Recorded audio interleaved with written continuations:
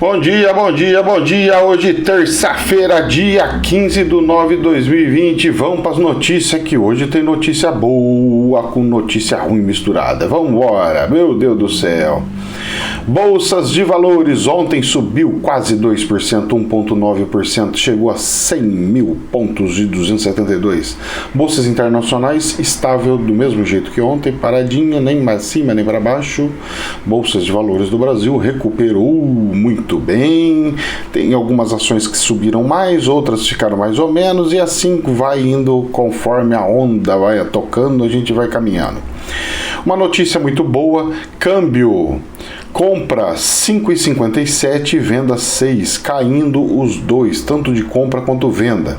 Isso é um ótimo sinal, que a tendência do dólar ir abaixando, porque a internacional, quando ela faz isso, é ótimo sinal. Mas, normalmente, eles têm sempre uma diferença de 15 a 20 centavos, e agora estamos aí com praticamente 43 centavos. Ou seja, tem sinal de instabilidade no ar, tá? E vamos ver quanto que foi realmente a bolsa de valor ao câmbio ontem. Oh, meu Deus do céu. Ui, acabaram de tirar o câmbio aqui pra mim. Oh, meu Deus do céu. Vou ter que olhar aqui em outro site. Por que vocês zeraram o câmbio pra mim, meu filho? Não tem problema, eu olho em outro lugar rapidão. Aqui é o seguinte, o dólar ontem caiu em torno de 1%, muito bem, e o valor dele não está aqui, vai vendo, sumiu os valores do dólar, oh meu Deus do céu. Bom, gente, aqui o dólar aqui fechou em 5,28, menos 1,11%, não demora, mas acha. É que esse bendito coisa aqui do dólar, que eu fico acompanhando o óleo, eles tiraram. Vamos lá. Vamos começar pela notícia internacional, depois a gente volta para dentro do Brasil e vê as muvucas que o nosso ministro da Economia está fazendo de novo de lambança. E tem gente que gosta do gajo, ama ele de paixão, e eu fico louco com essas coisas. Vamos lá. CNN... Estados Unidos acusam empresas chinesas de trabalho escravo e bloqueiam importações.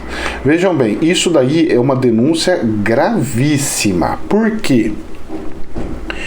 Porque se de fato a China estiver fazendo o trabalho escravo, como foi alegado pelos Estados Unidos, pela normativa das Nações Unidas, todos os países vinculados com as Nações Unidas não podem mais comprar coisas de lá.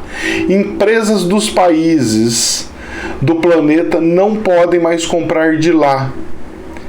Então, esse assunto que acabaram de falar, que o Trump acabou de colocar no ar, jogou no ventilador, isso aqui é seríssimo. Não é sério, é seríssimo. Isso aqui é assim, gente, vocês fiquem ressabiados com isso daí. Porque eu trabalhei lá nas Nações Unidas, eu sei como é que é. Tem uma listinha lá de tudo quanto que é país que cumpre as normas, tem país que não cumpre, país que faz manutenção em avião, país que não faz. Ó, é uma restrição assim danada. E eles pegam e cobram isso daí. Isso aqui vai gerar alguma zicazira, hein? Vai escutando que eu vou falando isso daí, porque até então, você tá mexendo com a minha balança, eu vou colocar imposto, você não sei o que lá, beleza. Mas agora julgou e apontou como se a China tivesse mão de obra escrava. Tá certo? De certa forma está, porque eles desvalorizaram tanta moeda deles e que para poder coisá-la. Mas só que o salário do chinês, para vocês terem uma ideia, ele está equivalente e superior ao brasileiro. A China antes não, era mais pobrezinha. Agora está equivalente e superior à brasileira. Vocês sabiam disso? Pois é, procurem aí, vocês vão ver nas notícias, vão ver como é que tá a China. Então não tá mais daquele jeito que você acha, que você pensava. Mas a quantidade de horas por dia e por semana é muito maior do que a brasileira. Então, por hora, eles ganham menos que a brasileira. Só que também tem uma outra questão que vocês também não sabem. Os americanos também trabalham um monte. Você sabe quantos dias de férias eles têm por ano? Quem tem muito tem 2 semanas. Mas normalmente é 1 semana de férias por ano. Você já pensou trabalhar por 1 semana de férias? Não é brincadeira, hein? Então, olha, o pessoal acha que o Brasil, nas leis trabalhistas, não sei o que, é tudo ruim. Mas não é não. Nós somos muito bom pro nosso povo. Pro planeta, para alguma coisa, pode não ser, mas pro povo é. Pros trabalhadores é. E aí que tá o negócio. Agora você imagina o ministro nosso da economia vindo com uma cabeça americana querendo implantar aquela desgraceira pra cá. Então você esquece suas férias, que não vai ser mais tudo aquilo, vai ser 1 semaninha, você esquece, e mais um monte de outras coisas. Pois é, só que ele mal sabe e esquece que lá o dinheiro vale, né? E aqui não. Então a pessoa pode trabalhar 1 ano e ficar um tempo parada, né? Se ela tiver casa para morar. Porque se ela não tiver casa para morar, ela tem que trabalhar igual a louca, desgranhenta lá. Porque custa caro a casa. Vamos lá, agora Infomoney. Voltando para o Brasil. Negociação de ações por pessoas físicas supera a de investidor institucional pela primeira vez desde 2010. Isso é um ótimo sinal. Sinal de que, quando vier investidor internacional, ele vai ter uma resistência para conseguir comprar ações, porque as pessoas físicas não vão vender igual eles vendem, entre eles. Eles não vão conseguir estar em situação. Eles vão ter que estimular, fazer muita propaganda falando assim: olha, vendem as ações que está correndo risco, você tem que vender as ações que está perigoso, você tem que vender as ações que não sei do que. Só que por outro lado também nós temos algumas incongruências que andam acontecendo no mercado. Exemplo: as ações da Embraer estão abaixo de R$7, por exemplo, um exemplo. Sendo que ela, quando ela estava bem, tranquila, ela chegou até 40 conto. Mas dentro de uma média dos últimos anos, em torno de 20 reais cada ação. E agora ela está 6. Se eu pegar em proporção o tanto que caiu, seria mais ou menos eu falar que a Embraer está faturando, está valendo 1/3, 1/4 do que ela tinha, do que ela valia. Ou seja, 25% do valor dela. Será que o patrimônio dela condiz com 25% do valor dela? Eu acho que não. Tem algumas ações aí que tá bem baratinho. Fora a chance que tem, por estar muito baratinha, de aparecer alguma empresa e chegar e falar assim: olha, eu acho que eu vou comprar você. O que você acha de nós fazermos um acordo, uma fusão, alguma coisa igual queria fazer com a Boeing, por exemplo? Ainda não sai da minha cabeça que possa ter uma questão com ou a empresa japonesa Mitsubishi, se eu não me engano, de aviação, ou com a Airbus, que é a empresa francesa, se eu não me engano. Que eu acho que tem mais probabilidade, porque o euro está muito forte, o real está muito desvalorizado, as ações estão baratinhas. Então, uma empresa europeia, se quisesse vir e abocanhar o Brasil, a empresa brasileira, seria muito baratinha, muito viável e muito interessante para eles. Eu acho que pode acontecer e nós vamos ver algo assim logo logo. Eu só estou de olho e verificando. Eu andei comprando algumas ações delas e está lá parada, esperando vir o comprador, que eu acho que não vai demorar muito.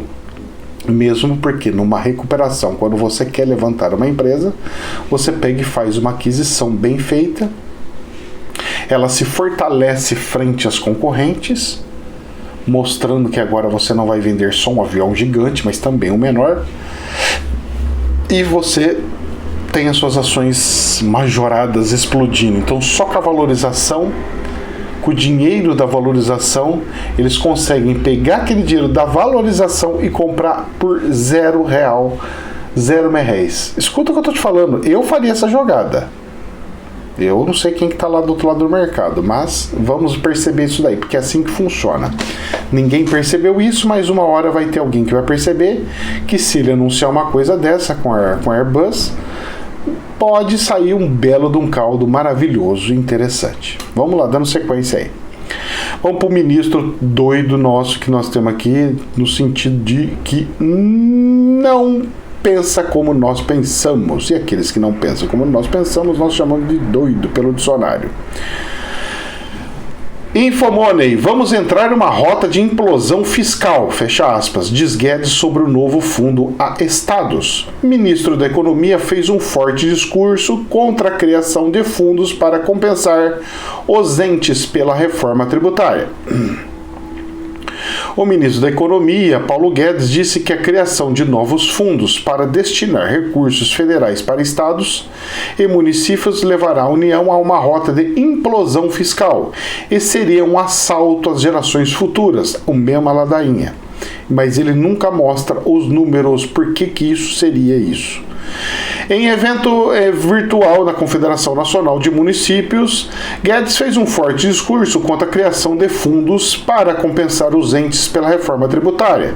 Mas, se eu não me engano, é momentâneo. Seria um tipo do auxílio da reforma tributária.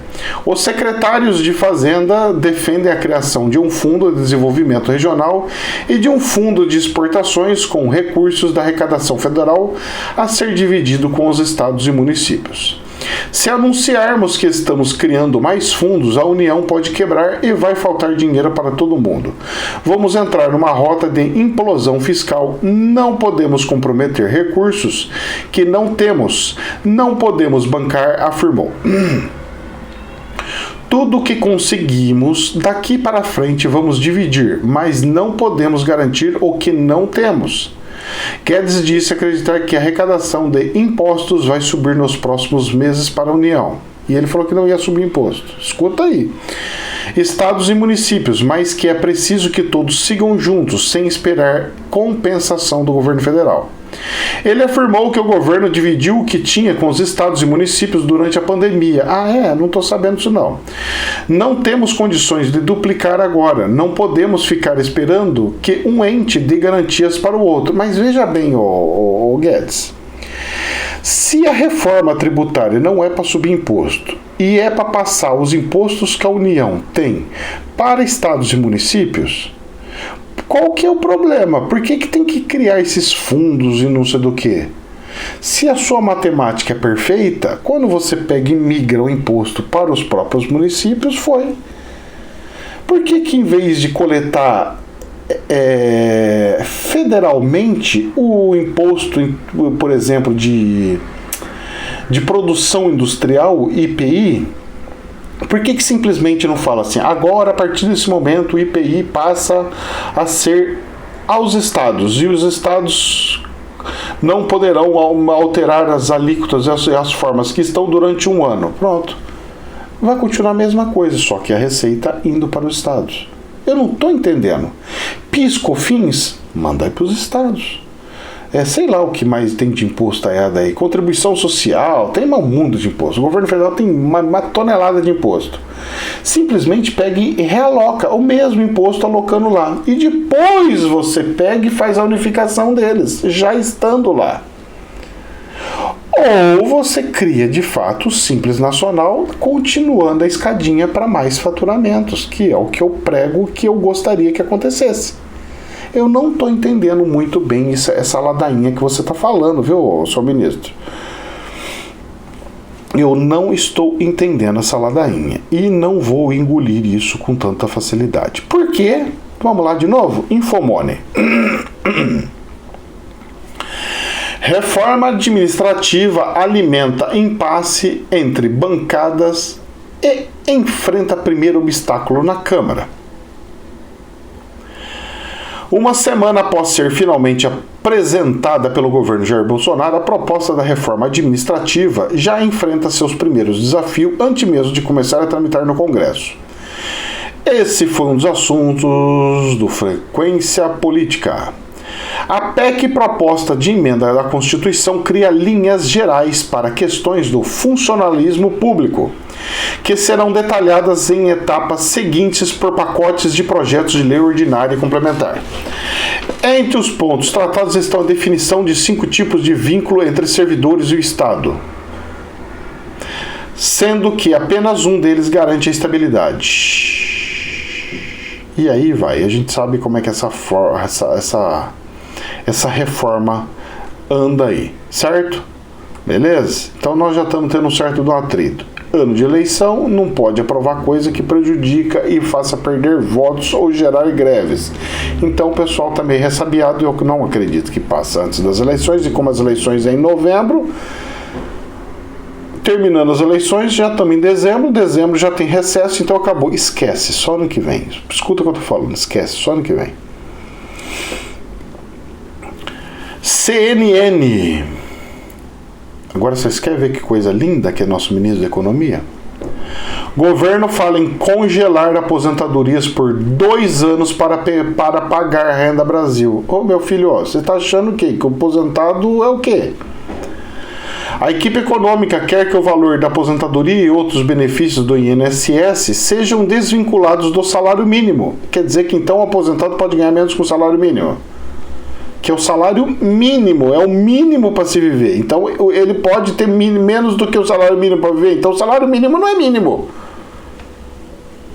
O salário mínimo é salário médio. Se alguém pode viver com menos do que o salário mínimo... Na prática, aposentados não receberiam um aumento mesmo se o salário mínimo subisse para os trabalhadores ativos, ou seja, o valor ficaria congelado. Eu acho isso ridículo e esse ministro da Economia, ele tem algum problema muito sério com os pobres, gente. Ele tem um problema seríssimo com o pobre. Ele deve odiar, assim, mas de ódio, assim, tenebroso com os pobres. Não é possível. E o presidente, olhando o negócio dele, está sendo conivente. Você me desculpa, presidente, eu gosto de você, mas tá difícil, hein? Esse ministro seu tá de lascar, hein, meu filho? Nossa senhora, tá caindo o buraco da bunda, hein? Nossa senhora, hein? Pelo amor de Deus, eu tô ficando assustado que esse homem não gosta de pobre de jeito nenhum, hein? O levantamento pelo Datafolha mostra que 80% dos entrevistados fizeram compras em lojas de rua ou shopping ou visitas a parques, praças, restaurantes, bares ou salão de beleza nos últimos 15 dias anteriores à pesquisa contratada do C6 Bank. O que é isso? Não tem nada com o que a ver. Isso aqui é outra coisa. Mudaram totalmente o negócio. Mas que raio que tem a ver com a aposentadoria isso daqui? Esses caras tão doidos, rapaz. Deixa eu ver o que tem aqui para baixo. O presidente da Câmara, Maia, voltou a falar ontem que a ideia da equipe econômica de recriação de um imposto nos moldes do antigo CPMS vai encontrar muitas dificuldades no Congresso Social. Gente, isso aqui tá meio doido. Essa matéria aqui entrou num lado, vira outra coisa. Olha, CNN, depois vocês têm que dar uma bisoiada lá, que tá meio estranho esse negócio aí. Começa no negócio, falou de outra coisa, tá falando de... Nossa, olha, vai vendo. Vamos lá, gente, pra gente encerrar aqui. Poder 360. Eleições de 2020 tem segunda maior número de vetados pela lei da ficha limpa. E eu vou falar mais, hein? Tá permitindo gente que já foi condenada, caçada a prefeito, já foi um monte de coisa a poder se reeleger, a poder se candidatar. E olha que se ficha limpa tá assim um buraco gigantesco. Eu não sei não, hein? Pra mim não tá fechando esse buraco não. O número de candidatos vetados pela lei da ficha limpa de 2020 é o segundo mais alto desde que a regra passou a valer em 2010. Neste ano, segundo a lista entregue pelo presidente do TCU, Tribunal de Contas da União, José Múcio Monteiro, ao TSE, Tribunal Superior Eleitoral, são impedidos de concorrer 7.354 pessoas. Esse número é inferior apenas ao registrado nas últimas eleições de 2018. Naquele ano, teve eleições para cargo de presidente, governador, senador e deputado. Foram vetados 8.057 pessoas. E olha só, hein? No ano de 2018, é muito menos candidato, porque quando tem muito candidato, mas para valer mesmo, é os de vereador. Que, nossa, cada cidade tem uma tonelada de candidato a vereador. Vai vendo. Eu tô ficando assustado só de ver o negócio, falando isso aí. Hoje é dia de convenção. Vou estar lá no partido hoje, praticamente o dia todo, ali na esquina do Bosque. daqui da cidade de Campinas. Vamos ver como é que vai ser, o que é, como é que funciona. Eu nunca fui numa convenção de fato. Eu já fui numa convenção, mas da onde eu tô ali como um candidato eu nunca vi. Vou ver que tipo de papel que tem que assinar, como é que funciona e tudo mais, a ata. Vou dar umas bisoiadas. Vamos aprender, o estágio tá bom. O TCU não registra em sua base de dados números referentes ao ano de 2010 e 2012, ou seja, é recente, né? Por causa da lei que saiu depois daquilo lá. Candidato só com liminar. Meu filho, candidato rico vai ter um monte de liminar. Só candidato a vereador que não vai ter, porque não vai ter condição, mas candidato a prefeito que tá com problema e já foi prefeito alguma vez, você pode ter certeza que os gajos têm dinheiro e vai entrar com liminar e botar para quebrar. E aí corre o risco ainda de tirar voto de mão um tanto de gente e depois dar aquela sujada no cenário. Gente, jamais a verdade absoluta. Que Deus nos abençoe do fundo do coração. Namastê.